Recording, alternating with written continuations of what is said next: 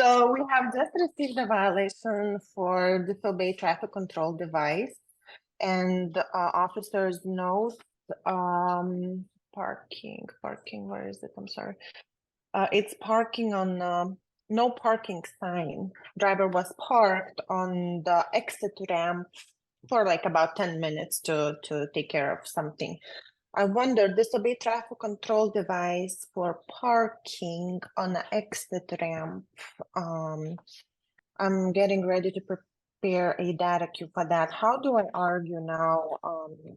Violation is issued for traffic control device versus actual parking violation. How would you word that?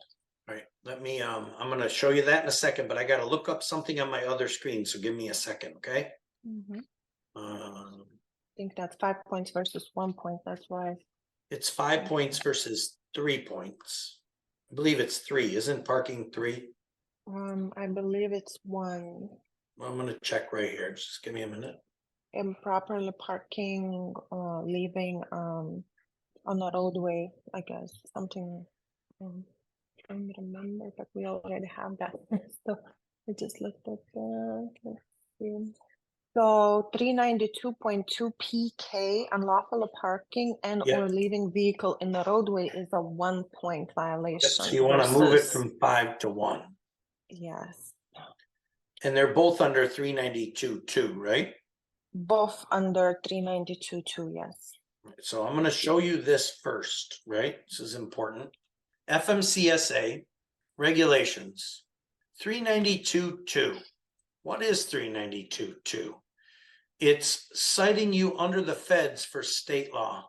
Okay, so I'm going to make sure we all are on the same page when it comes to this reg. 392.2. If you look at, and I'm going to show you as an example with another customer of mine. See this right here.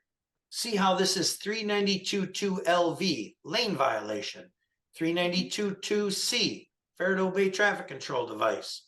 392 SLLS4, speeding 15 over. S2, 6 to 10. We keep going. All of these are 392.2. You see all of them? What does that mean? Every commercial motor vehicle must be operated in accordance with the laws, ordinances, and regulations of the jurisdiction in which they're being operated. Okay, so if 392.2 C is fair to obey a traffic control device, 392.2 PK is unlawful parking, right?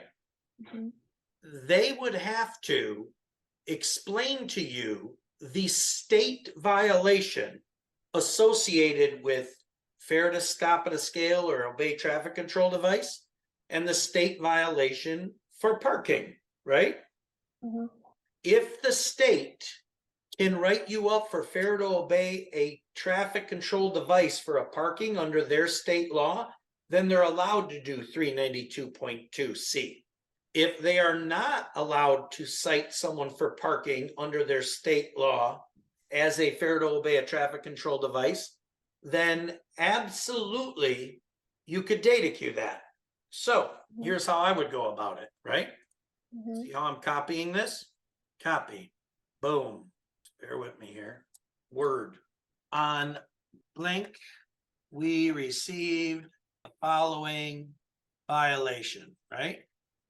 And then you snip it, the 392.2 C, which is fair to obey traffic control device, right?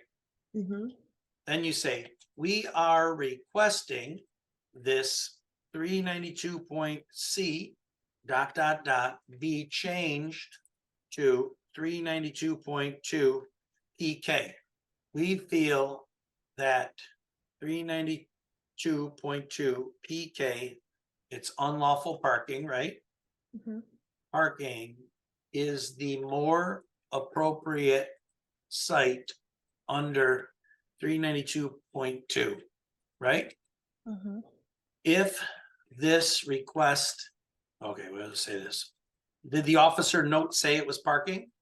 Yes, in the officer's notes on the violation line, we have explicitly no state parking sign. it was parking and not a traffic control device, right?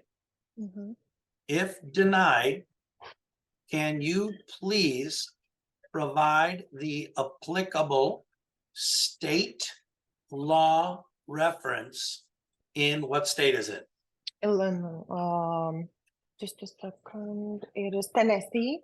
If denied, can you please provide the applicable Tennessee state, local jurisdiction, regulation for the equivalent of failure, we'll just say this, failure to obey traffic, right?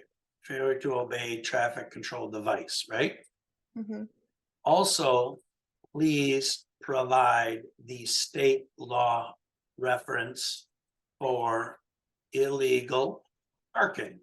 Now, why am I asking them for the state law reference for failure to obey a traffic control device versus the state law reference of illegal parking?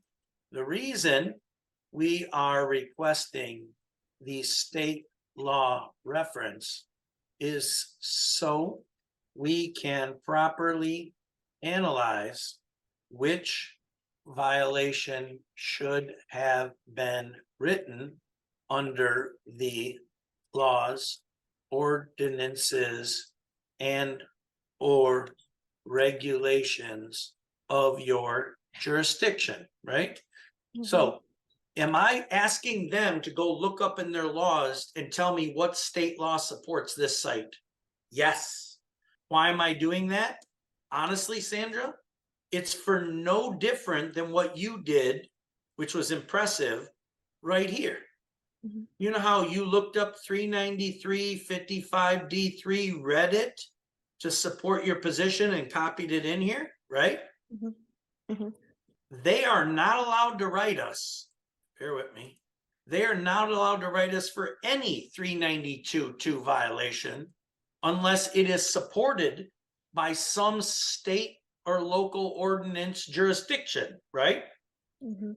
And if they give us a code for failure to obey a traffic control device, and it doesn't reference parking in that code under state law, but then they give us another code that says illegal parking, then you can say, listen, you cited me for 392.2C when there was a 392.2PK. And when I read your state laws and jurisdictions that you provided me, you should have cited me under PK.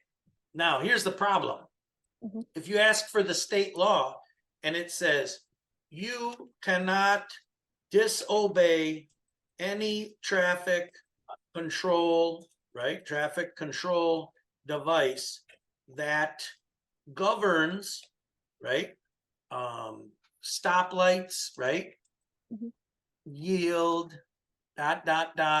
and parking. Mhm.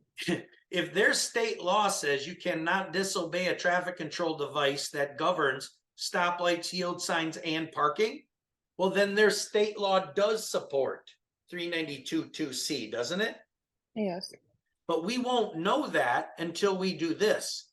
Now, if you don't want to do the DataQ and ask them, and then ask them to provide you the applicable state law they used, you could also simply go, and this just takes you more time, depends how far you want to go. You can put Tennessee state law for parking, right? Tennessee parking laws. So now you're gonna have to research and you find out what state local jurisdiction they use to cite you for failure to obey versus parking. Could you make them do it instead? Yeah. Why could you make them do it? Because if you ask them to just change it, they may not. But when you start asking them to go research the law and provide you the regulations, they may get lazy and just do this anyway. You get it? Mhm. If you ask them, they actually have to go read their books and provide it to you.